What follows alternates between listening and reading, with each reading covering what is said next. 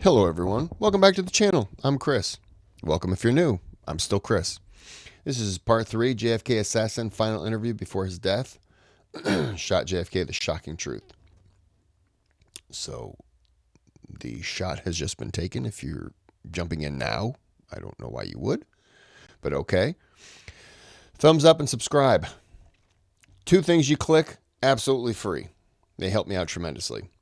If you want to pay, just click on that thanks button. Donate to the channel, request a video. Your name's sponsoring that video. You can still request without donating. Just like this is a request. It just takes a little bit longer to get to. Okay? Shot just took place. Back to the video. When I took my shot, I knelt back down to the briefcase. I ejected the one casing in there. I picked up another live round, put it in, and closed the bowl on it. I took this shell casing as it come out to the briefcase. I put it in my mouth, tasted the sulfur from it. Love the taste of sulfur, by the way. Closed the briefcase up, and as I stood up, I did something I shouldn't have done, but I did do it. I took the shell casing, I bit down on it.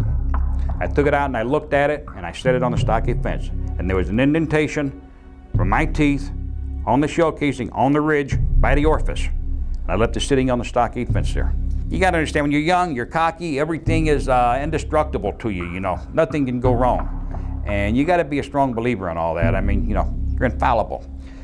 Chuck, Mr. Nicoletti would laugh at me when I do things like that. And, hey, you say it's calling card, trait, whatever you want to do. He used to laugh at me over it. He told me, Jimmy, just you do the job, you do it and forget about it. Oh, if he would have known I did that in the Dealey Plaza, right now, he's probably turning over in his grave for me doing something that stupid. Jimmy, I'm sure you're aware that they have found 22 shell casings. I've heard that. I've heard that. Have you got any speculation, any idea of where a second 222 shell casing is? I have no idea whatsoever. I fired one shot only. I ejected the shell casing. Mine was a Remington cartridge, manufactured prior to 1963. I bit it, I set it on the stockade fence. I had no empty shell casings for a 222 with me at all. This shell casing, by the way, was found not in the exact spot where you left it, a little bit further at the other side of the fence. Well, I look at it this way. Whoever was searching, somebody up there looking, anybody could have looked at it, they could have thrown it over there, somebody could have stepped on it. Maybe somebody didn't want it found, who knows? They didn't want to carry anything away from there in case they got stopped. Maybe they just stepped on it, buried it in the ground. I don't really know. I know where I put it. That's all I know. Was there anyone in your vicinity? There was nobody behind that stockade fence but me at that point. Nobody. All the time I was there, I was alone. But in front of the fence, the two people that I was mostly concerned about was a couple of guys wearing suits. They were up there on top of the grassy knoll there, and they were a little ways in front, maybe 15, 20 feet away, whatever, you know. I did not know who they were. They're between the fence and the sidewalk, between me and the motorcade. They're on top, they're at the top of the knoll there. They're kind of like looking over everybody and watching people. And this had me a little bit concerned, but I don't know who they are. At this stage of the game, well, I'm gonna take my shot. I got the 45 ready. If I got to, like I say, I don't want to shoot nobody unless I have to. At this point, and I've checked them, the shoulder holsters, the backside, I saw no bulges. As far as I knew, they wasn't packing. So I figured maybe they're just a couple of businessmen. Just, you know, people want to see the president go by. A lot of people are strange that way. Everybody wants to go see celebrities go by. But I took the shot, and as I was walking away, and like I seen Jackie crawl out there, motorcycle cop, he threw his bike down. He jumped off, but as he come running in a little zigzag or whatever you're gonna call it, like he's really into combat or something, he's still a wide open target. Anybody could shoot him. He's got his pistol out. And he's running up the hill there. The two men at the fence there, seen 2 guys with the suits, they go over and they open up identifications. So I have to figure these are probably my cover that I've never been informed about. And I was told not to worry. They stopped him and he never came no farther. He went back down off the knoll. I was told, Charles Nicoletti told me, he said, when you take the shot, he said, just walk away. He told me, don't run. He said, just walk away natural, Jimmy. He said, don't show no attention. I told him, I said, don't worry. And I had no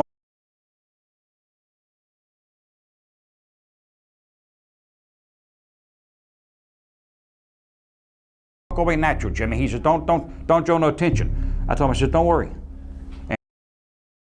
Is that supposed to be him?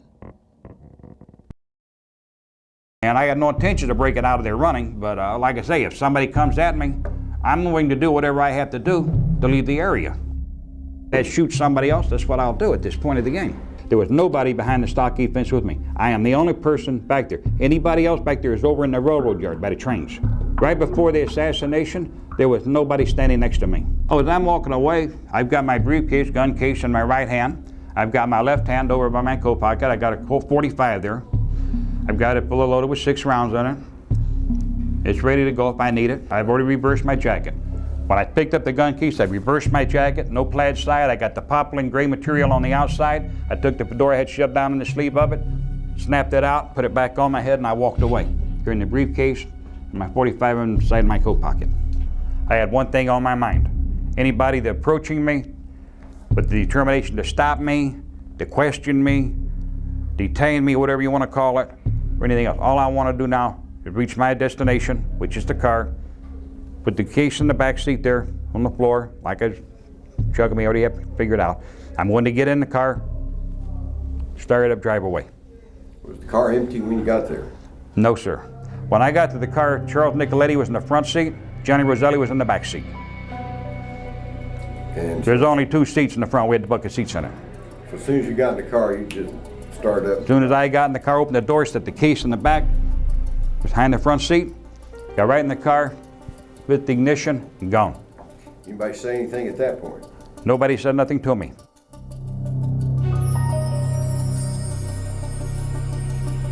The only thing that was said to me was, Mr. Nicoletti asked me, he said, "Jimmy, don't you think you overreacted?" I said, "What do you mean?" He said, "Do you think you fired too fast?"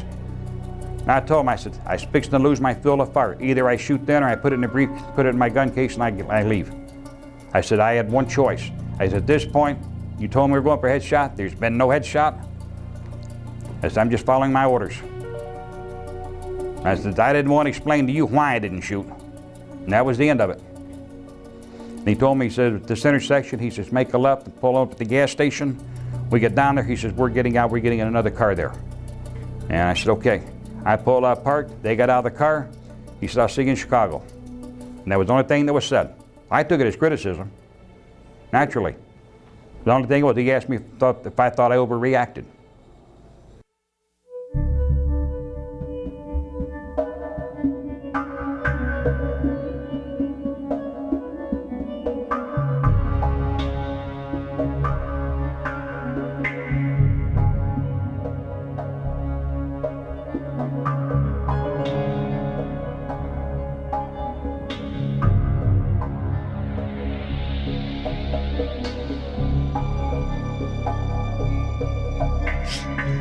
Sorry, this just popped into my mind.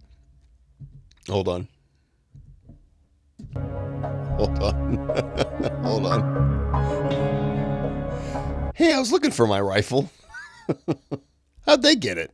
I just popped into my mind. I shouldn't say that. I had nothing to do. I did not kill the president.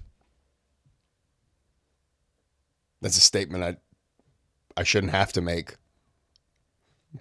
But I didn't. I did not.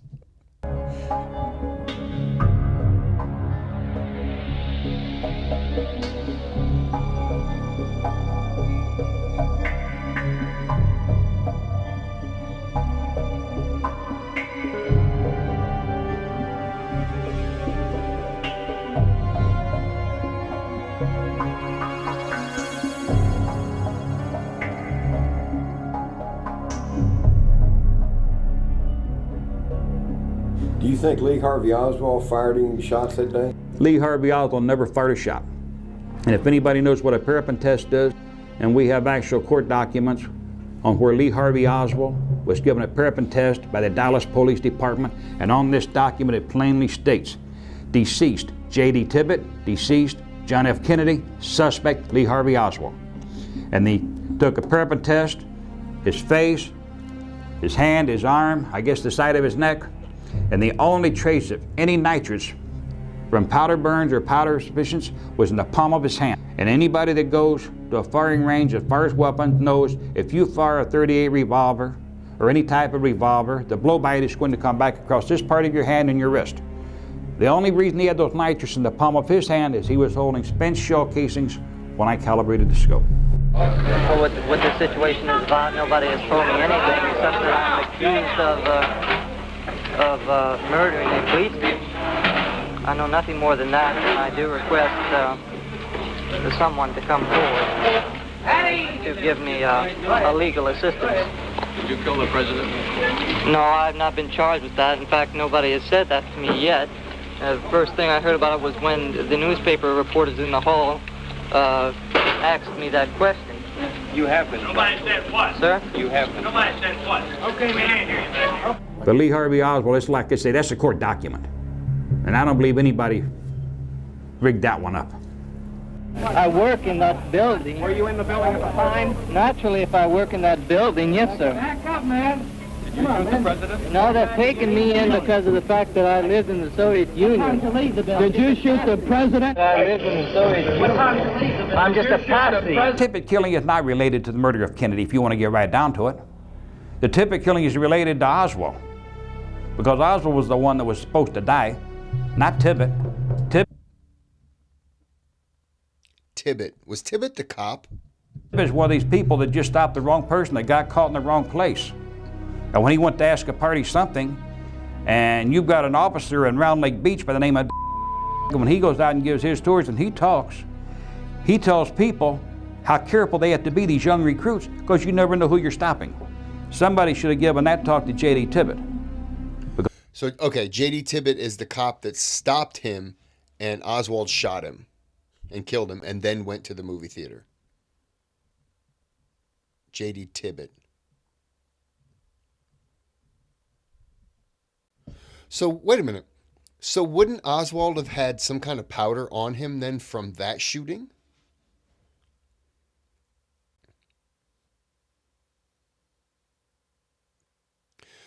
Oh, wait a minute. Does he shoot him and then go home and change? Or did he go? Why am I asking you? I'm watching a video on it. Because he stopped the wrong party and got him killed. The party that killed J.D. Tippit, they wasn't there to kill J.D. Tippit. They had parked a little ways from Oswald's boarding house. They'd went down there to kill Oswald. They wanted to kill Oswald. They didn't want to make a big spectacle out of it. They wanted to silence him at that point of the game, before anybody can get to him.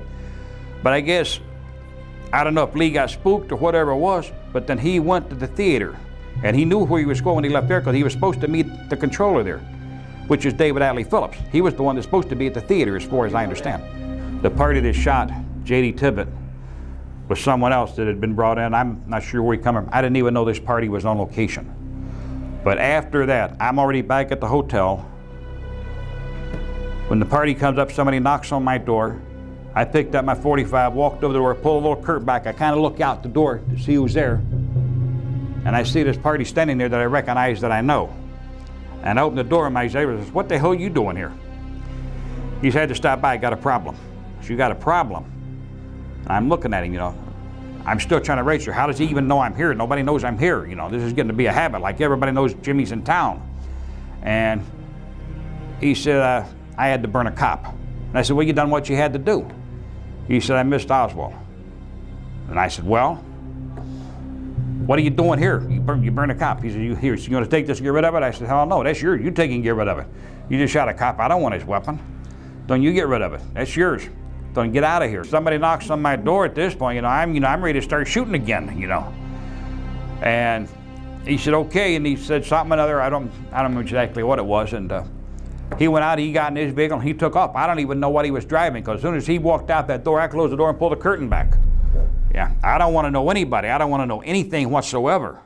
You're not naming this party. No, I'm not naming this party. What is the reason for that? What is the reason for it? Well, I don't know if he's still alive or not, but late as 1991, when I caught this case, I know for a fact the party was still alive and in good health, okay? But, you know, it has, you know, he didn't shoot Kennedy, he shot a cop. You know, everybody wants a cop killer, okay? But this guy's gone, I don't know who he is. I mean, I know who he is, but I'm not gonna tell nobody who he is. He's gone, that's out of there. I have no idea where he's at. I don't wanna know where he's at. All I understand is this: a party that I know that come by my motel room told me he had to burn a cop. The cop he burned was J.D. Tippit. That was the only cop killed in Dallas that day, so they had to be the one that he burned. Anyway, this party that was there, that killed J.D. Tippit, I got to get a drink. Be right back. Okay, I'm back. Back to the video. He was brought in at a last minute notice that he had to be on standby. And wherever Phillips went, he usually kept several people around that he could use, people that he needed. Whether he needs them or not, they're going to be available. They always had, what are you going to call them, contract agents, operatives, co-operatives, or whatever. He's got people that he can use. If he needs something done, he can pick up a phone and have it initiated at a moment's notice. This party was evidently there on standby because he did not live in that area. That's why I was shocked to see him in my motel room. So evidently they took care of it that way. You probably couldn't get the FBI to admit to it, but when a couple of their people forced their way into Stateville, I was offered all kind of deals and all kind of agreements if I would not give an interview on John F. Kennedy before. You know, I told them to do what they got to do. They did, sorry to my regret, but the thing is this, I'm not going to give anybody up. I'm not going to put nobody in prison. I have never went to court and testified against anybody. And I've had a lot of deals offered in my time. I've told them, put me in jail. I went to jail. I've had cops tell me this and that. You know, we're going to lock you up. We've got you dead bang. I've had prosecutors come in and tell me, you're dead cold. Plead guilty.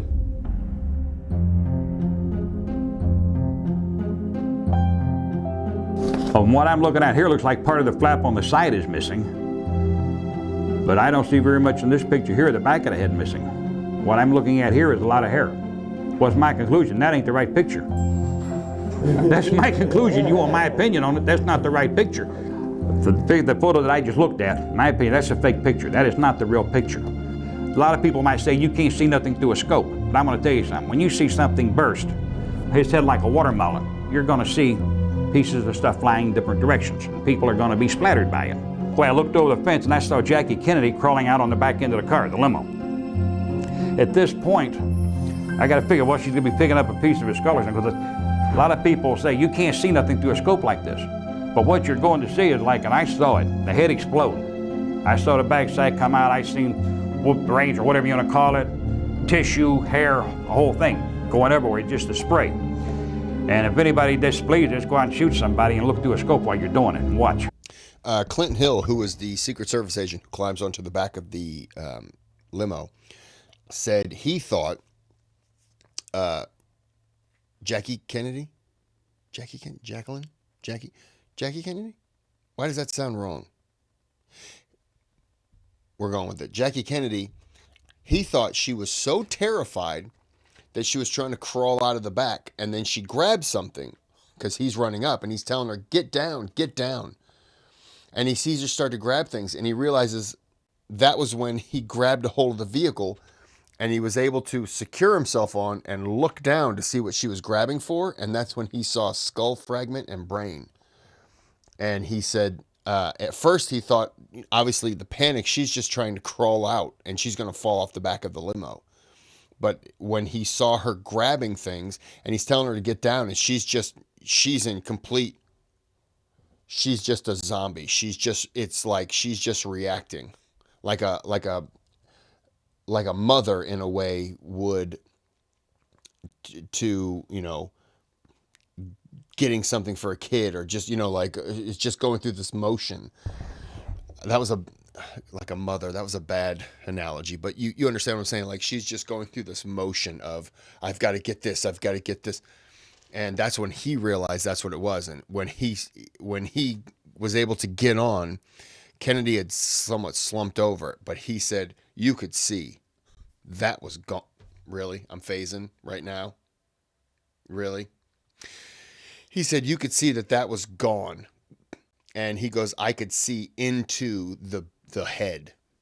So, yeah. I think one of the agents, probably one of the Secret Service agents riding on the back of the car. I'm only assuming that I would say they probably got splattered because there was stuff everywhere. But one of the other things I want to point out about Remington 222 Fireball. I think he says there was a mist of blood. Clinton Hill. I want to say, hey, stop it. I want to say he said there was a mist of blood. I think definitely on her. On Jackie Kennedy. It's a high-velocity pistol. The round travels approximately 3,180 feet per second. Now then, for this type of weapon, there is very little recoil. Now, a lot of people say there's a lot of recoil, it's going to jump, you can't see nothing. And I've had a lot of criticism over the years over this here. So I'd like for somebody to go out to firing range somewhere, gun store, and take one of these particular types of weapons that carry a .222 round and fire. You're going to find very little recoil, especially when you're using an extended barrel weapon with a scope on it. You got to wait there to hold it down. It's not jumping and bouncing. You're not shooting a 44 or 45. Did the motorcade ever come to a stop? The motorcade, the best of my recollection, to me and my mind, and everything is slowed down at this point. When the first shot went off, it's like it stopped. It's just like it slowed down almost to crawl or barely moving, or maybe it even stopped. I'm not really sure on that point. I know I was waiting. It kept moving. It had to have been moving, but very, very slow. Because I'm waiting for it to get up the sign. I'm waiting for something to happen so I don't have to shoot. Not that I'm afraid to, but if I don't have to, I don't want to. But like I say, when the car got even almost up to that Simmons Freeway sign there, and that was one of the most, and ain't like these new ones they got today with nice little skinny metal posts and a little sign. These here had, made it, I guess, the wooden legs on, or what do you want to call it? The post, the hell, it was wood. Anyway, I had my shot. It's either I shoot down right now. I took my shot. Were you nervous in any way? Was I nervous? No. If I'd have been nervous, I'd have been shaking. I couldn't have made the shot. A lot of people may find this hard to believe, but you've got to understand something. First time you go into the field of fire, when you go into a firefight in combat, you might be nervous or skittish. But after you've been initiated into the field of fire, whatever you want to call it, combat, firefights, a lot of people got different names for it, skirmishes, you get over it. And to me, and a lot of people are really going to think I'm probably sick, but when you got into a firefight, that was the element high. I've never used drugs in my life. A firefight to me, being in the service, that was one of the greatest things there was. It was the ultimate high. And at this point, when you're stalking down somebody, and this particularly, they stopped me from hunting animals altogether. When I was young, I used to love to go shoot deer, rabbit, squirrel, whatever I could get, pheasant. But after you went into the jungles and you've hunted man and you've stalked a man down and you've hunted a man down on equal terms where he can kill you, you have no desire to go shoot a defenseless animal.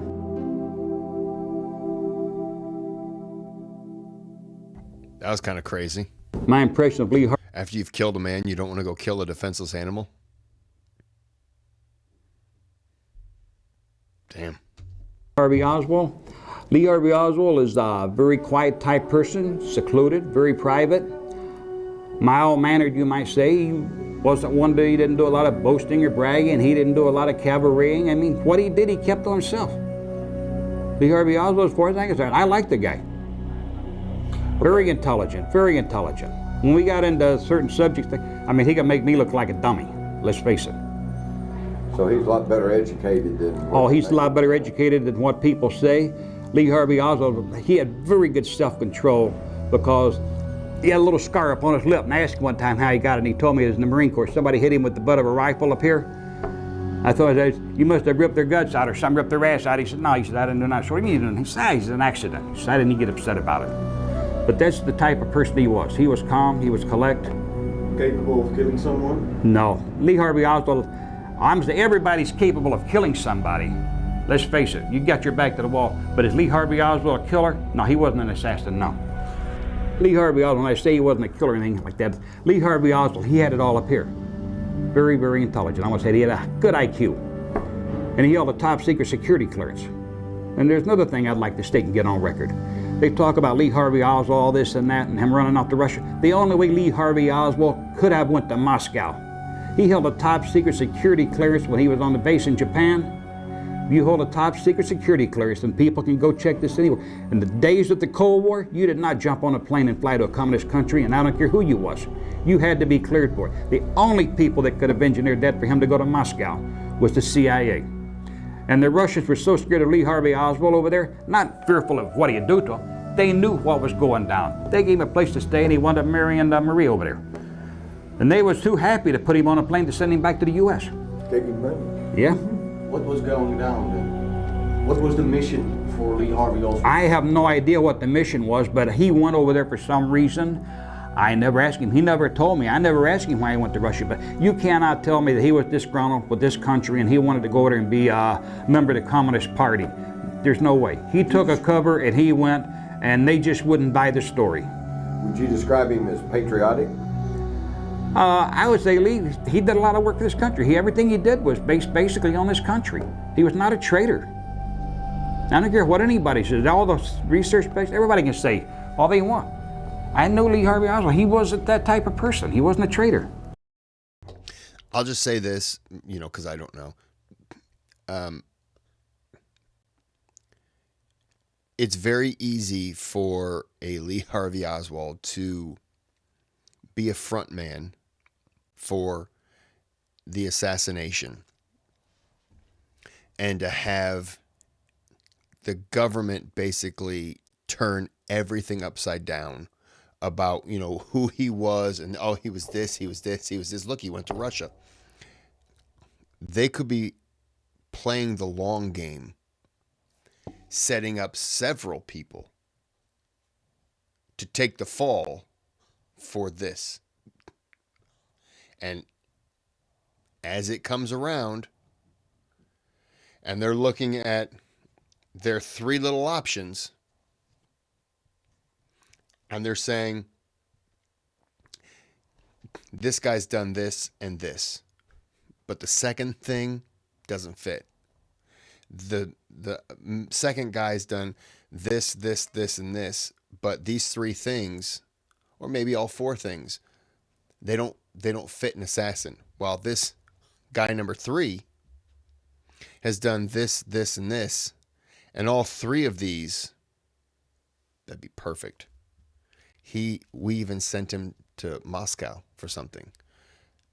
What better way to point the finger at another country? We can link him to this. We could link him to that because of that. So, I have no doubt that that's possible. I'm a big Area 51 thing. I believe this is off topic, but stick with me. You'll see what I'm saying. Big Area 51 believer. When I was little, they had alien ships there. I believe Bob Lazar. Totally believe Bob Lazar. I believe him because I want to believe him. I want it to be true. But when he talks about the element that they used that didn't exist, and then some scientists in Russia, 20 some odd years, maybe close to 20 years later, created it on the periodic table, and now it's there. That's some credence. There's some, not credence, there's some belief in what he's saying. The government says he didn't do this, he didn't do this. He's lying, he's lying, he's lying. He's lying about where he went to college. And yet there are people that come out and say, no, I worked with him in college. He says he had to put his hand in a machine that scanned for your fingerprints to be able to walk into a room. This investigative reporter found one of those machines, while everyone else said, no, those things don't exist. They found one. He drew a blueprint of this office area that he had to go through, and he set cubicles and blah, blah. And this investigative reporter got in there, and it was like a map, and it was accurate. But he didn't have access to that. So how would he have known? So it's completely possible that the government would do that. 100% believe it. For sure believe it. Because they've got to tarnish you and make you look bad completely and without any blowback coming to them. So absolutely believe that it's possible Lee Harvey Oswald was set up. That other guy was the one who killed the cop. Tippett? I already forgot the guy's name. Sorry. And it's possible that they had a deck of people, like a deck of cards of people to pick from. And Lee Harvey Oswald fit the mold. Or maybe he was just the guy that they were using. They were, hey, go here. Hey, go be seen with this guy. Go do something for this guy. And he's just feeling like, hey, this is what I do. This is my job. And meanwhile, they're like, yeah, I don't know. It's his job. Because eventually he's going to be the guy we set up for all this. They're not going to tell you that. If they told me, hey, go do all these things like Lee Harvey Oswald did. And then they said, by the way, we're doing all that because we're going to set you up and probably have you killed. Well, if they told me that to begin with, I would say, no, I'm good. No one would do it. Sorry for the little rant, but no, I totally believe that's possible. That, yes. Why would the government's not 100% open with us? No.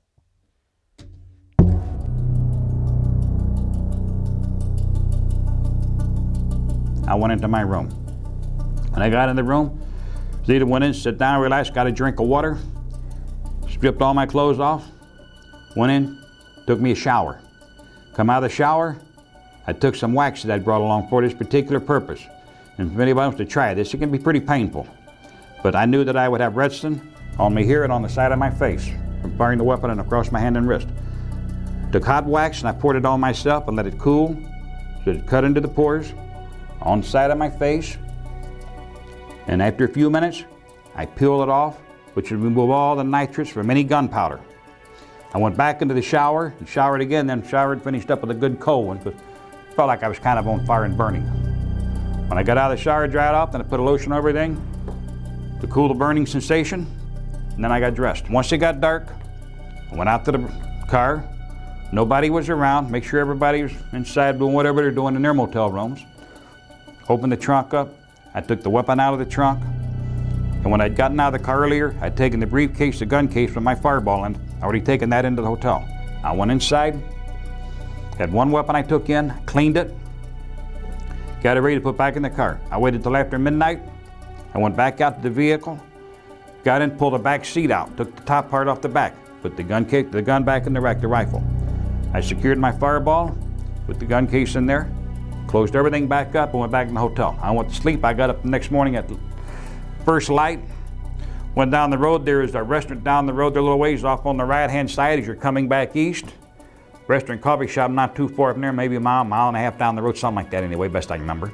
I stopped there, had me some coffee, breakfast, got in the car and I left. I drove back to the southern part of Illinois. When I got to the southern part of Illinois, it was starting to get dusk, getting late. Pull off at a motel there.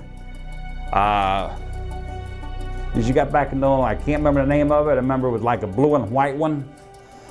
I want to say Southern something another, like a truck stop, a lot of trucks there. I went in, got a room, and I stayed overnight there. The next morning, I went out, got in the car, proceeded to Chicago. Okay. Well, we're going to stop it here. And we'll be back with part 4 for the final part of this story. I mean, I'm not saying he's not telling the truth, because I really don't know. And I'm not dug in enough to really pick a side. All right? I've said it before, and I keep saying it, just so some people don't like that. Just pick a side. I can't. I have no vested interest in either side being right or wrong. I can see it from both sides. I could totally see the government setting up Kennedy, setting up Harvey Oswald. I could see the mob being involved. I could see the mob and the CIA working together. It's not like the government and the mafia didn't work together during World War II, because they did. Why is it not fathomable that they would work together again down the road? The mafia had a problem with Kennedy because of what his dad, all the promises his dad made, and as soon as they get into office, nothing. You know, the mafia helped him get elected. So, you know, ultimately it's sad because someone was, he was killed and that cop was killed. And it's sad because we may never 100% know the truth, but it is what it is. All right, I'm going to end this here. So until next time, have a good day, have a good night.